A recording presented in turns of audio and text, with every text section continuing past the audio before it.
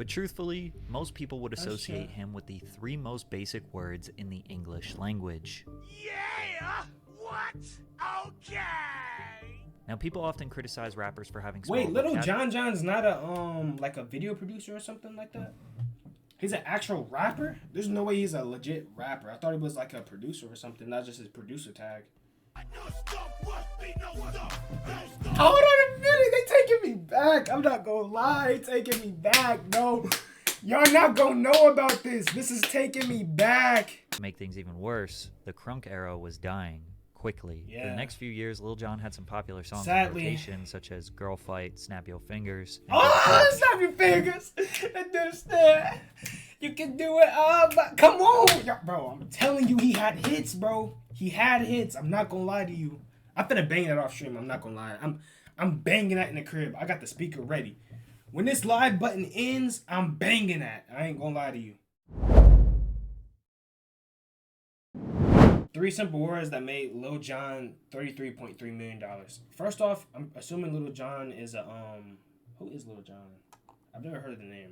In Lil Jon's most successful song of all time, he's a rapper. Says 12 words total. In his second most successful song of all time, he says just 19 unique words. But truthfully, most people would associate him with the three most basic words in the English language. Yeah! What? Okay! Now, people often criticize rappers for having small Wait, Little John John's not a like a video producer or something like that? He's an actual rapper? There's no way he's a legit rapper. I thought he was like a producer or something, not just his producer tag.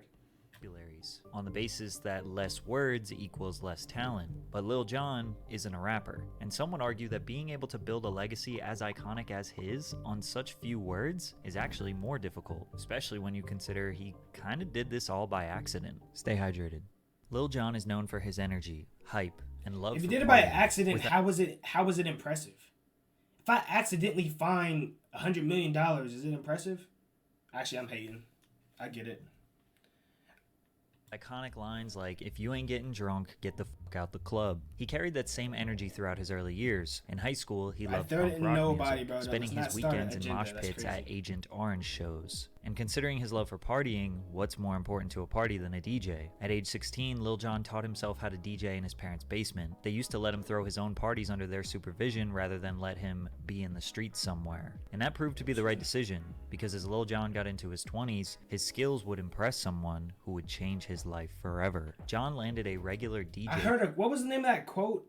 It's not about what you can do, but something about like, it's about who you know. It's not about your something. It's about who you can. Something like that. Put your knee down. Be respectful. My fault. Gig at Club Phoenix in downtown Atlanta. It was at Club Phoenix where he was scouted by rapper, producer, and executive Jermaine Dupri. Although Dupri was impressed by his DJing, he actually wanted him to be an A&R. When it came to A&R, all I could think about was Lil Jon, because he was the person in the clubs. He knew people. DJs knew him. I had to hire him. An A&R's job is essentially to recruit and discover talent for the labels to sign, but So So Def was not even close to a well-established label, and Lil Jon didn't see this as a promising career path. He actually was considering enrolling in Georgia State University. Not a bad idea. He even took some courses at Fort McPherson through Georgia Military College. But Dupri greenlit an album for $100,000 and gave Lil Jon full creative control, so a music career was on the horizon. With that money, Lil Jon linked with some of the best producers, DJs, and artists in the underground Atlanta scene to create the So So Def Bass All-Stars album. As you can imagine, it was an album full of I've seen this animation on album covers before. I be seeing this. nnalii in his house getting horsed by Chat. Come on, bro. Fun bangers, perfect for the club. You probably recognize track 2. I think of you.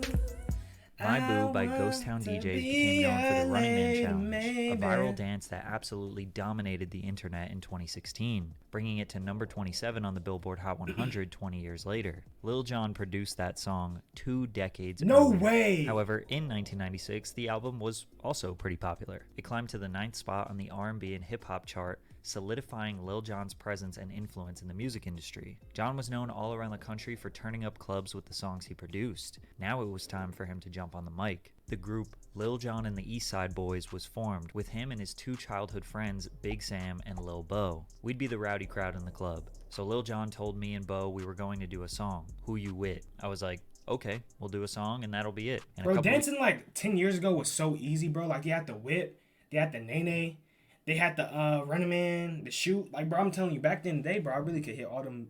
Now dancing now was like doing a little Philly hips and like, come on, bro.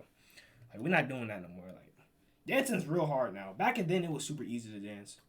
Weeks later, they came back and said, we want you guys to do an album. So we did an album. I don't know why he chose us. I'm just glad he did. Lil Jon and the East Side Boys put out their first record independently, starting with Get Crunk, Who You With, the album, in 1997.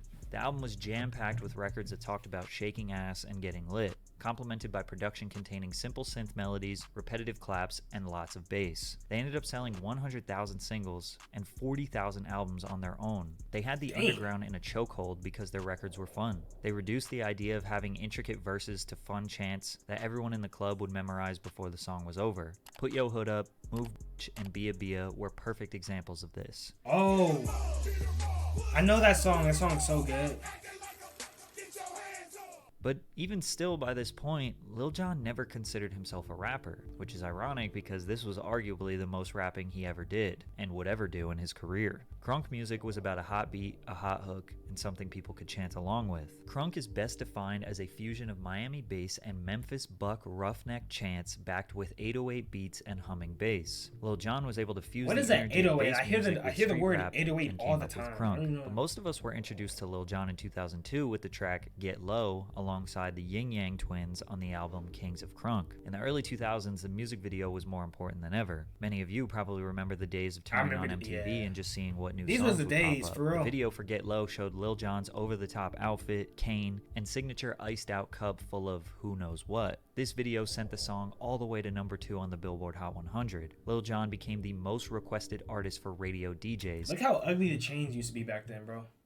I'm not gonna lie, this is disgusting. Like, is this even considered a pendant? Like, let's be honest. Like, look at all the gaps in it. And then it's just, the font looks, this is bad.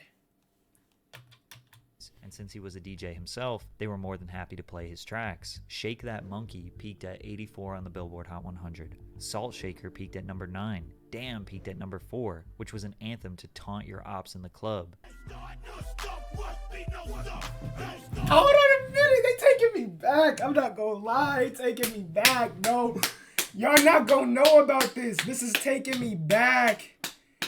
This is taking me back. Y'all not gonna know about this, bro.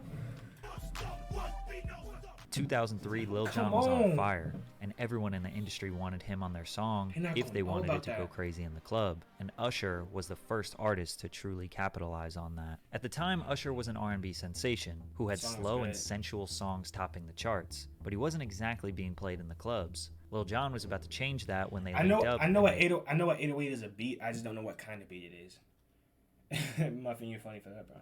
This song called Yeah, with the hook focusing on one of Jon's iconic ad-libs repeating 12 times. But they needed a rapper to certify this as a club smash, so they sent it over to Ludacris. Lil Jon sent me the record, you know, with Usher's lyrics on there. Another record. You know what's crazy? Back in the day, they used to make songs to be club hits. Nowadays, they make songs to be TikTok hits. It took me no time to write my verse for it.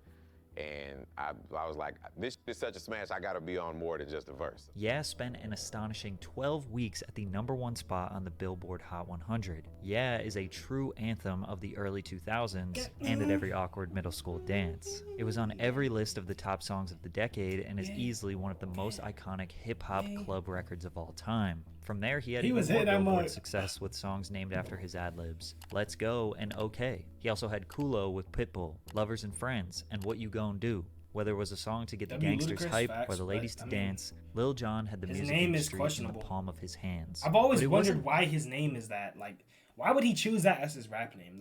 That always, like, bothered me slightly.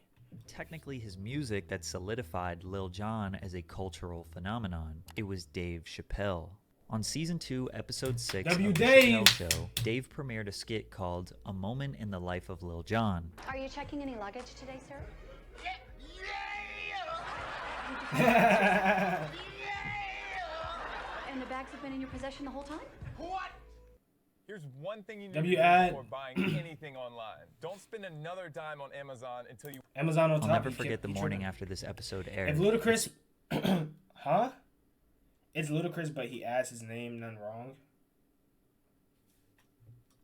Alright. Seemed like everyone in my school was mimicking this skit, yelling what, yeah, and okay. Because of Dave Chappelle, people who had no idea who Lil Jon was knew him as the guy who said what, yeah, and okay. A moment in the life of Lil Jon became a go-to recurring bit for Dave's show. He reimagined the skit in season 2 episode 7 and episode 13 alongside the real Lil Jon. Keep in mind, the Chappelle show averaged 3.1 million viewers per episode in 2004, Chappelle. just shy of Saturday Night Live's 3.7 million. But his cultural impact reached far and beyond that. Is that At the animated? time, What Dave the- Chappelle was comedy. Whatever he thought was funny, America thought was funny. And Lil Jon was one of the most successful bits he ever did. John even says Dave changed his life. Nnalii a little never laugh like that again. My fault, bro. Won't happen again. I apologize. I was talking about it to him that night. You know, every time I see him, I tell him, you know, like that night, I was like, you ruined my life. Now, the reason why Lil Jon jokingly says Dave ruined his life is because of, well, this. What? Nigga, you sound like a bird. It's like, what?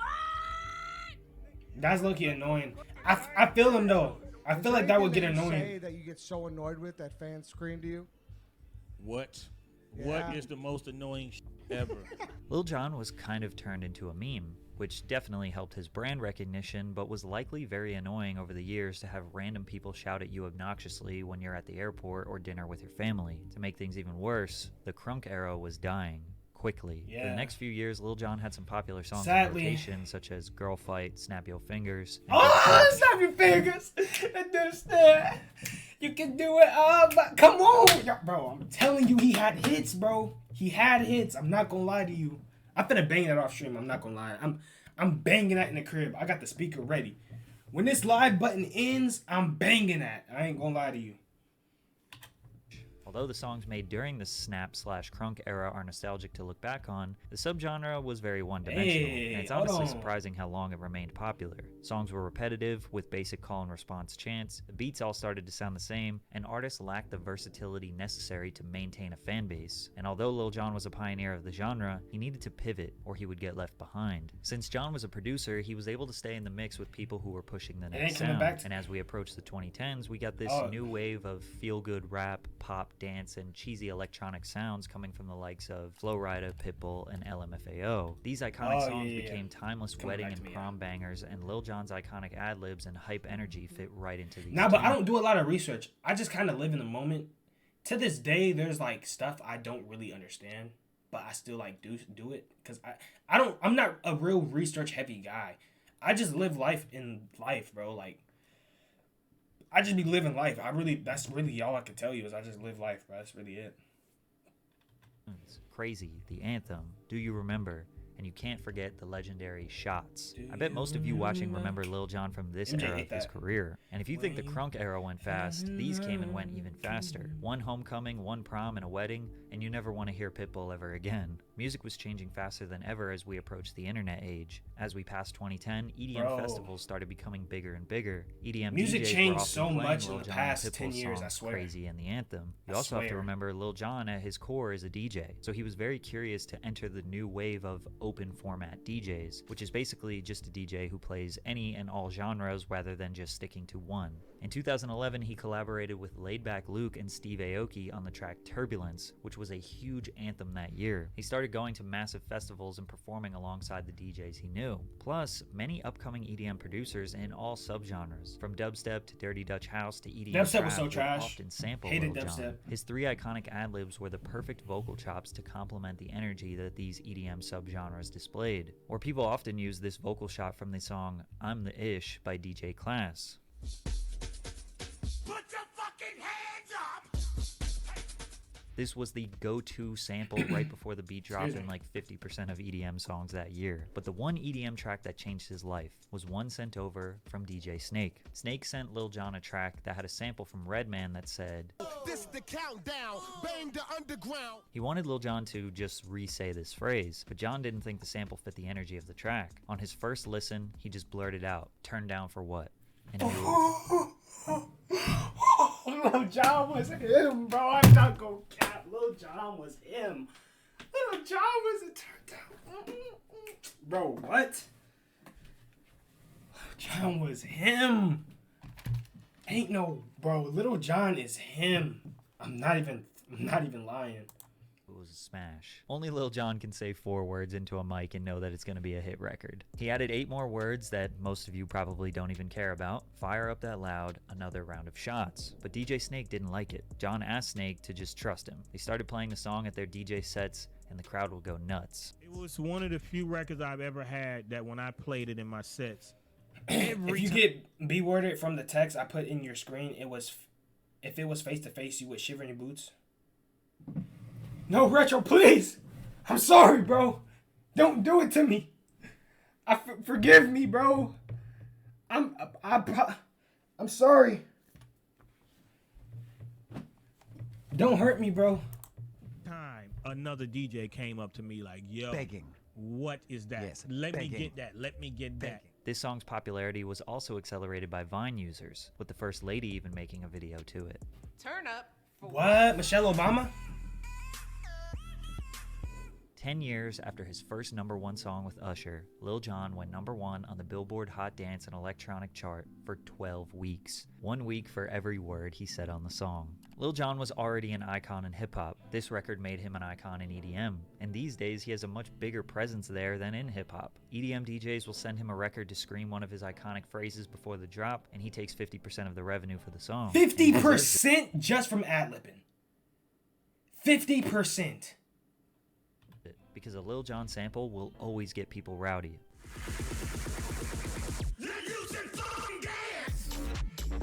Today, 50%. Lil Jon's life is pretty unpredictable. He's become a big fan of the side quest. He has a successful TV show on HGTV, where he showcased his unique vision and design expertise, surprising the world with his eye for interior aesthetics. He created his own wine label, Little Jonathan Winery, that reflects his unique style and brought a touch of sophistication to his brand. You might even catch him lecturing at prestigious universities such as Oxford. In music, the less words Lil Jon said, the more successful he was, and he secured a well-deserved legacy from that. But these days, he's got a lot more to say, and we owe it to him to listen. They gonna say that at my funeral. They gonna be like, he was a good man. Yeah! I said he was a good man. What? Man, he rest in peace. Okay! That's a great video. I like that, man. That's fire right there. I like that, man.